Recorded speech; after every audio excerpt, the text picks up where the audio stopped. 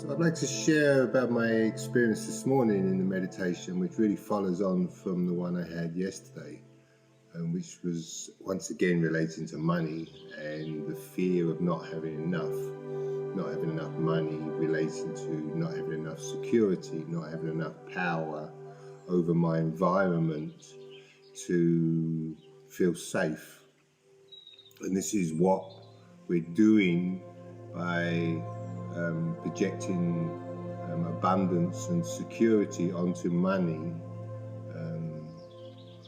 We are trying to put something that is within us, and we're trying to project it onto something that's outside of us, the substance of money, or whatever it is, whether it's abundance through our possessions, or the power of our positions, or the names that we carry, our social status, things like this. So the abundance and the power that is within, we've lost sight of, and we're projecting it outside, and we're trying to put it onto something that actually is not real. So because it's not real, it doesn't have any substance. It's just a belief, it's just a thought, and that is we're trying to enliven what is not real, and you can't enliven what is not real. So this is what I went through this morning in my experience in the meditation, was that we're trying to enliven what is not, which doesn't exist. So we're trying to enliven nothingness. Take money. It's a belief. Apart from it's a digital number on a computer, or it's a piece of paper or a coin. But actually, what it is nothingness. It's just the belief that we give it value, that we're trying to enliven it and make it something that it's not. And because of this, because it is actually nothingness, and we're trying to enliven nothingness, which is impossible, we are always left feeling lacking, and lack of abundance, lack of safety, lack of security, and deprivation. This is the where the mind has lost sight of itself, of our true nature, of our inner being, our God self. And when we're aligned to that God self, we have abundance, we have power, we have all those things because God has those things. And when we are recognizing that we are part of that Godhood, those things become ours, not because they were ever denied us, but because we forgot. We've gone through a forgetfulness, which is really the meaning of sleep, forgetting what you are when you're awake, dreaming and creating an illusion of the self that's not real, and then trying to enliven aspects within that illusion and make them be the cause of our happiness. So when we got money, we feel happy. When we got safety, we feel happy. When we feel power, we feel happy. So we're always looking for happiness, because this is actually our natural state of being. It's our God's state of being. It's a state of joy. It's a state of love, and that incorporates abundance and safety. And all the things that we feel that we're lacking in the world, because we are isolated bodies. We are experiencing ourselves as isolated individuals, and our mind is limited into that tiny limited space. So we're thinking of ourselves with limits placed around our mind. And once we open the mind up into the cosmic self, we see that the body is not the self, and that the world is not what we thought it was. It's actually more miraculous. It's far more miraculous. And we are far more miraculous. But all the time we're seeing ourselves confined within the body, and the body is our identity. We're limiting the mind. We are creating a barrier. We're basically imprisoning ourselves. So I've got the geese going off. So they're agreeing with me, I think, or they're not agreeing with me. I think they're agreeing with me. They're happy. So we're always looking for happiness, because that is our natural state of being, and we're always looking for abundance, and we're always looking for freedom. And all the laws and the rules around the world that we have placed upon ourselves have all come from a place of lack, from a place of fear. We're trying to protect ourselves in ways that we can't protect ourselves. We're trying to make ourselves feel safe in ways that we can't actually make ourselves feel safe. We're trying to empower ourselves in ways that we can't empower ourselves. We're trying to create abundance for ourselves in ways that we can't feel that abundance. We feel it momentary, but the minute that momentary feeling is gone, we actually start to lose it, and eventually what we thought had value becomes worthless to us, and we end up throwing it away. That's why we have landfills full of thrown away stuff. We are a consumer society. We're always consuming to find the happiness within us, not realizing that we lose that happiness the minute we've actually got the thing. It starts to lose importance, it starts to lose value. So in this meditation this morning, I was seeing that I was trying to enliven something that actually is an illusion, and you can't enliven an illusion. You can believe that you are, that is without doubt. We can believe in illusions, and we can believe we are enlivening something. But because we're actually not, the minute we think we've done what we've done, without constant vigilance, it starts to disappear in front of our eyes, and therefore it loses value, it loses what we thought it had, because it takes constant vigilance and constant attention and constant energy to enliven something that is not living.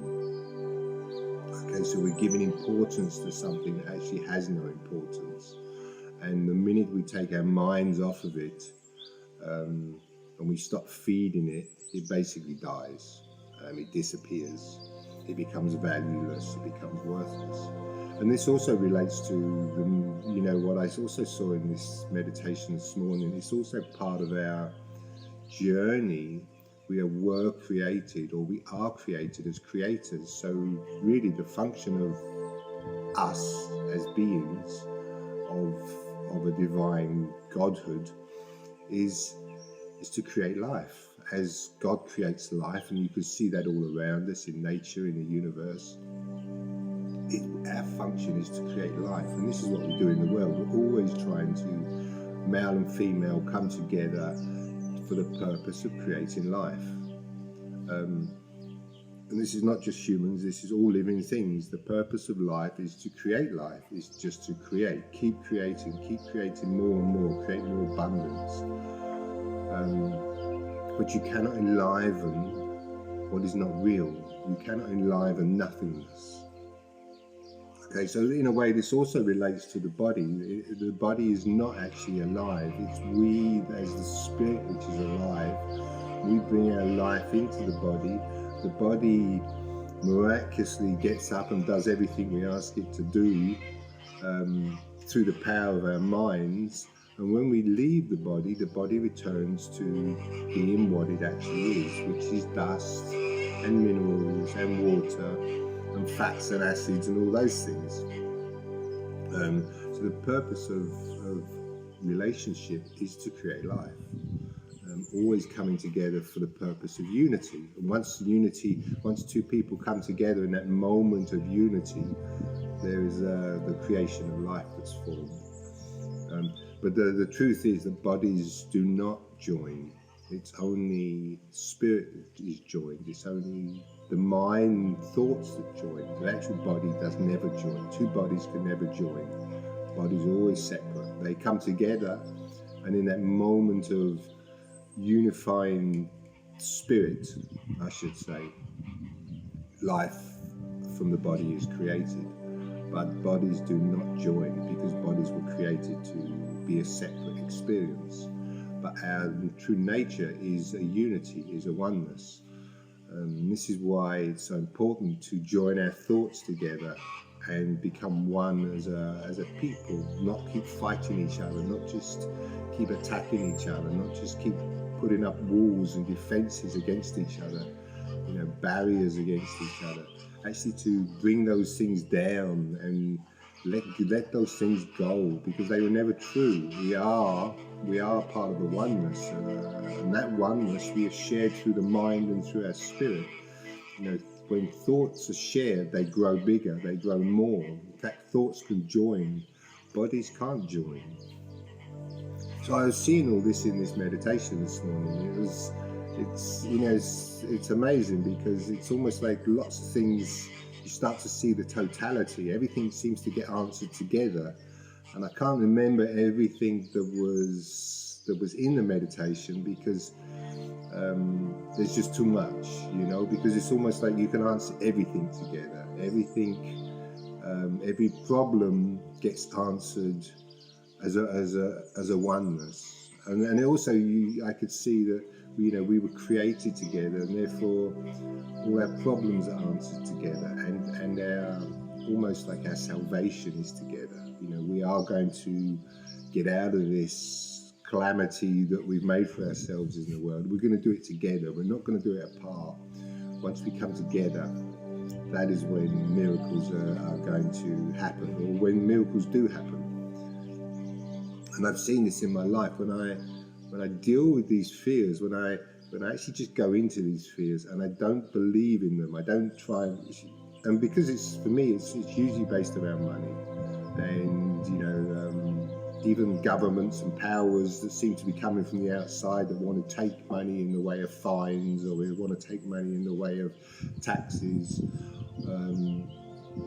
or they want to limit me or limit us in the way of laws and rules. These bring up fears in me, and when I don't act on those fears, and I don't try and change them by some external change in the world, but I actually go inside and I see the fear for what it is, and it gets answered. Because what I'm doing is I'm actually just saying, I actually don't know what this is, and therefore I want it answered for me by the part of my mind that I know is still connected to God, because our mind is still connected to the unity of oneness, and we're not separate from that. And this individual little limited mind, which we call the ego, which is also in Christian terms, it's the devil, or it's evil, but it's a complete illusion. So once we answer that illusion within us, it's like a flowering of the mind happening. The mind just opens up and knowledge just pours into the mind, because the mind is always full of knowledge. God's mind is full of knowledge, because the God has created everything. There is nothing outside of God. This is why evil isn't real. Hell isn't real. It's not a place. It's a state of mind. It's a loss of consciousness. It's a lack of consciousness. It's not a place, because there is nothing outside of God's creation. Nothing exists outside of that. And if you're seeing yourself outside of that, it's really just because you've forgotten who you are. Or for myself, I've forgotten who I am. And therefore, to go into these fears, and these fears are always trying to teach you that you're not who you are. So they're always keeping the illusion real, seemingly real. So they're always keeping the illusion that I'm separate real. But once you actually go into the fear, and it gets answered for us, not by us. So I'm not trying to change the fear outside myself in my world. I'm actually going into it and looking at it and letting it be answered for me.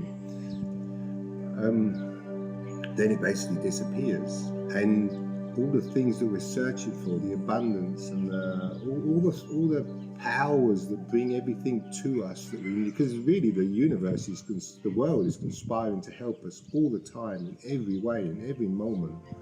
And if we're not seeing that, it's only because we feel separate from it. We don't realize that we are actually connected to it. And when we do realize we're connected to it, it then comes to us even quicker and faster. And, you know, my life has changed so much in these last years that what used to really push me into such dark places within now are gone almost instantly. You know, like maybe I get lost in the fears for a few hours or a day or so.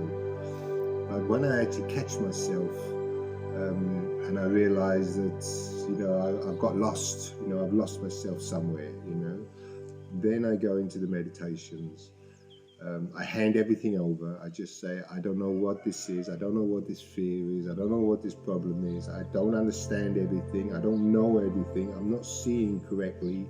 I'm not seeing through the light of truth or through the light of knowledge or through the light of God's mind or the light of Christ's mind.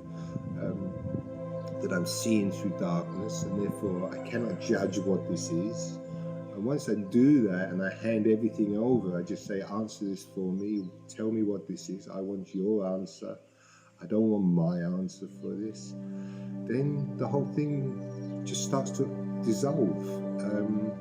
And, you know, this is when the meditations have started to get more and more profound, because they really are bringing me into a place of knowledge now. When these fears come, and I'm not scared of these fears anymore when I wake up in the mornings, because now I just get up and it almost like it gives me the ability to look deeper in myself. You know, it pushes me to look deeper. So now when these fears come, I'm not trying to run away from them. I actually almost like embracing them now, because as much as I don't like being in them, they are giving me this ability to go deeper inside myself. And it is that which brings the knowledge of my reality into my mind. And it answers everything so beautifully, you know, so lovingly. There is no deception. There's nothing left undone. There's nothing that is not answered completely. So they're very beautiful and very profound. And I think, you know, this is a time when many people are going through these kind of deep fears and uncertainties and confusions. And, you know, this is a time when we can use these fears as a force to go deeper within ourselves and really see the truth about being. And then that is where, you know, in Christian terms, that's where salvation is. It's really the waking up of the mind, you know, the waking up, the realization, and then that brings the visions of seeing. You know, when I look at the world now, I'm amazed how beautiful it is, how miraculous it is. You know, it really changes everything. You know, you don't need the eyes to see. The eyes can see some things, but when the eyes are being filtered through this glorious holy light, everything just changes form. Everything just becomes shining and beautiful. And you start to realize that everyone is your friend. Everyone actually comes to help you. Everyone that crosses your path becomes part of your journey, and we start helping each other. And this is where the togetherness comes in. We're actually blessing each other. All the time we keep cursing each other. All the time we keep attacking each other or defending ourselves against each other. We're literally falling into the hands of the devil. We're basically doing what the devil wants us to do. We become the minions of the devil. You know, I'm not saying there is a devil, but that's what we're doing all the time. You know, and you can see it within politics, within all the structures of the world, within our laws. We are acting fearfully, and we're separating ourselves from each other, and we're protecting ourselves from each other, and we're defending ourselves from each other. and we're attacking each other. And all of this is really just keeping us in hell, which is the goal of the ego, which is the goal of, you know, the devil, really, the insane part of the mind, and part of the mind that's gone, you know, gone into illusions and believes the illusions are real. So if we want to undo that, you really have to hand these fears, hand them over. You basically handing them over to God and saying, I don't know what these are, I don't know what this is, I don't know what this situation is. I want it answered for me, I want your answer. And recognizing that our tiny little limited mind, which is trapped in the body experience, which is the ego, is actually part of a much greater mind, which has all knowledge and all wisdom and all power. And that is actually what we want. We don't want, you know, I can say this we, you know, because I know for myself now, you know, we don't want the money. We don't want the status of, you know, the simple status of, you know, our jobs or our work or, you know, our degrees and all these kind of things. That doesn't actually give us what we actually truly want. What we truly want is the power of God within us. And then that, we don't need to do all the other stuff. We don't need to work for a living when we got that. We don't need to work to survive when we got that power, because once you got that power, you got everything. Everything comes to you as you ask for it. And one of the things with the feelings of lack of abundance, which I also saw in this meditation this morning, relates to how we are not seeing it in each other, because ultimately abundance lies within each other. And this is, you know, something for myself I am recognizing more and more every day, every month, every year. It's feeling stronger, is that wherever I go, whoever I meet, they seem to just be the most amazing people, and they do, you know, they give me everything that I've asked for. They come at the right time. They help me when I need help. They give me the things I need that I'm asking for, and I don't have to work to do these things. I don't have to go out and you know, make these things happen. They're actually coming to me, and they're coming to me through other people. And the more I see that, the more I'm grateful towards them, the more abundance they bring to me. And so this is what I really saw also in this meditation this morning, is that our true abundance lies in each other. Because once we start recognizing who we are, we recognize who they are, who the other person is. And then that opens our mind up to become one. And then once that unity happens within us, once we become one within ourselves, we've joined to the other. We basically join to everybody. Once we recognize in one person that they are what we are and we are what they are, then it becomes total. It is a recognition that this is everything, that this is happening everywhere and within everybody. And then that joining together, that unity, that oneness, the power just becomes so much greater. So when all the parts are brought together, the sum of that, the total of that, is far greater than the sum of all the individual parts added together separately. And this is what the mind is doing. When it comes together in unity, it explodes into the universe. It just becomes so much greater, so much more powerful. Because the tiny mind that is fearful, which is the egoic mind, which is the, you know, the mind of basically the devil, you know, is incredibly tiny, incredibly limited. In fact, it's so small that it doesn't exist. It's part of the illusion, you know, and illusions don't exist. They don't have reality. That's why they're illusions. So to be part of that, to think that you are part of that, to believe in the fears, that tiny mind is teaching to us, to believe in that is really to believe in nothingness. And if you do believe in nothingness, and you believe that that is real, that is who you are, then that is where the fear is coming from.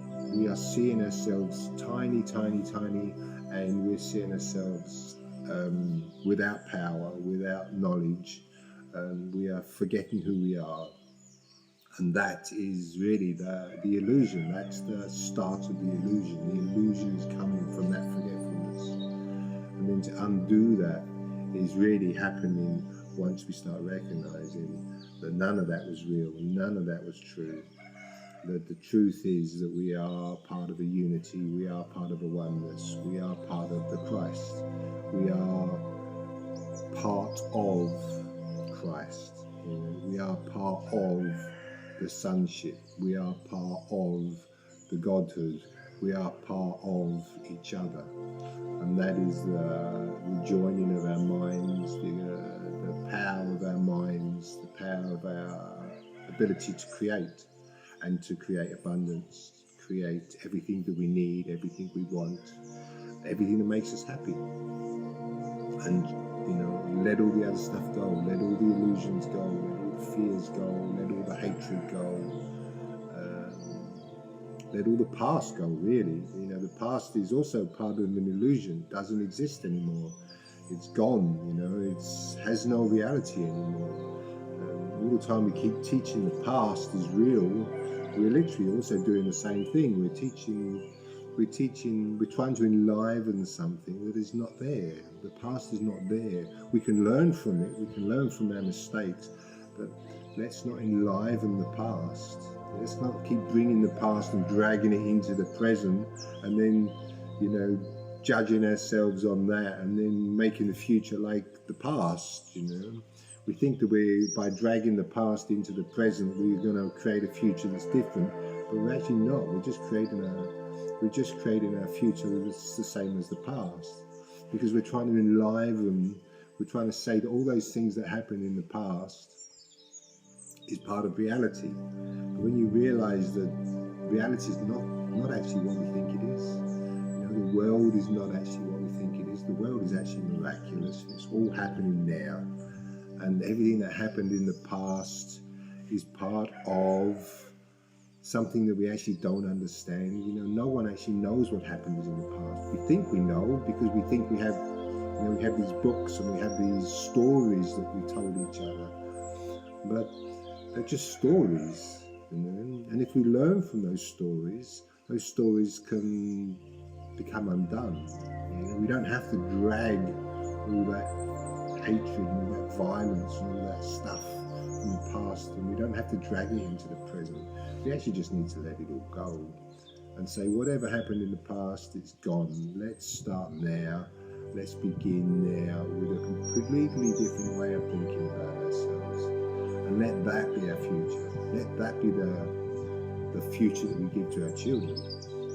One that's free of guilt, one that's free of sin, one that's free of hatred, one that's free of wars, one that's free of lack and deprivation.